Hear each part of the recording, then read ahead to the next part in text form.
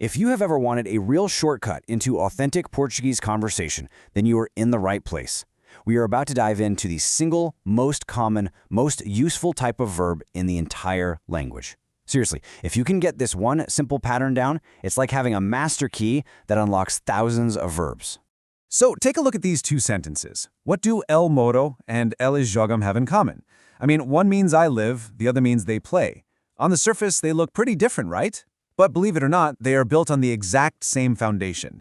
And by the end of this, you're going to see this simple secret that connects them and thousands of other verbs too. Well, both of those verbs belong to the same gigantic family, verbs that end in R. This is, without a doubt, the biggest group of verbs in Portuguese. Part of the reason for that is it's kind of the default category for any new words that come into the language. Even a modern verb like to Google becomes googlar. It falls right into this group. And the absolute best part? They almost all follow one incredibly simple, predictable pattern. You learn it once, and you can use it just about everywhere. And we're not talking about some obscure words you'll never use. Nope. We are talking about the absolute essentials of everyday conversation. I mean, look at these. Falar, to speak. Morar, to live. Comprar, to buy. These are literally the building blocks for talking about your life, what you do, and where you're going.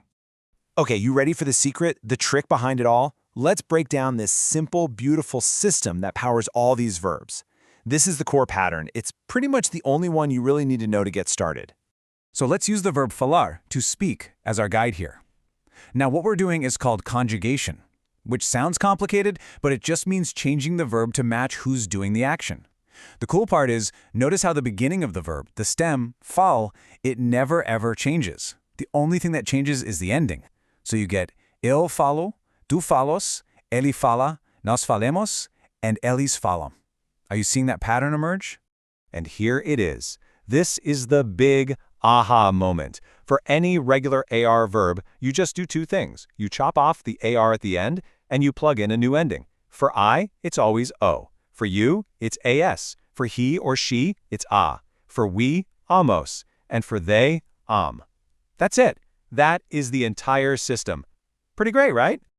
Okay, so you've got the tool, you have the formula. Now let's talk about the three main situations where you're actually going to use it in a real conversation.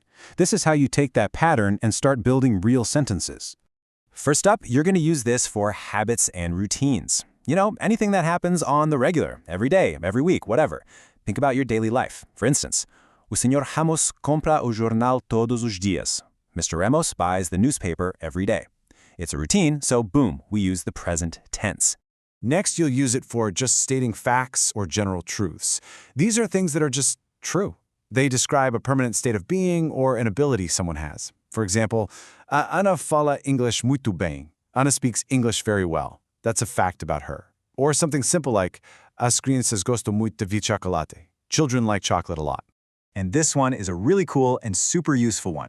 In Portuguese, you can often use this simple present tense to talk about stuff that's happening in the near future. It's a common conversational shortcut.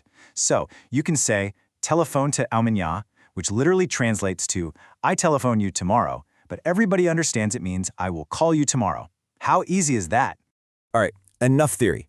Let's see this pattern out in the wild. We're going to do a quick rapid-fire round with a few real sentences just to show you how reliable and consistent this whole thing is. First one up. Normally, we stay home at night.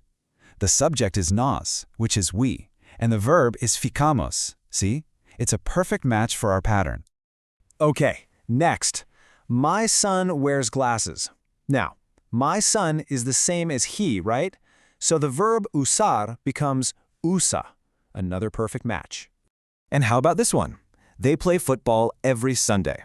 The subject is eles, they, so the verb is jogam. The pattern holds up again, perfectly. You see how dependable this is? And check this out. The pattern even works perfectly in negative senses. I don't work on weekends. The subject is eu, I, so the verb is trabalho.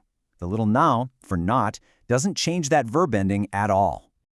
So you want to add a little more detail, a little more flavor to your sentences? It's easy. Just drop in one of these frequency words. They just tell you how often something happens. For instance, you could start with eu almoço em casa, I have lunch at home, and then just add raramente to say eu raramente almoço em casa.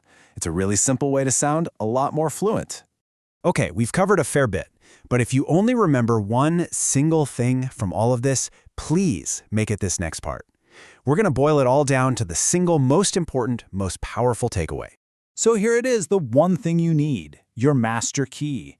To handle almost any regular R verb, you just drop the R and you add one of these 5 endings. O, as, a, amos, or Just memorize this one simple formula and you've literally just learned how to use thousands of Portuguese verbs. Look, this isn't really just about grammar, is it? It's about connecting with people. And you now have the master key to a huge, huge part of the Portuguese language. So, the only real question left is, which door are you going to open first? What's the first thing you're going to say?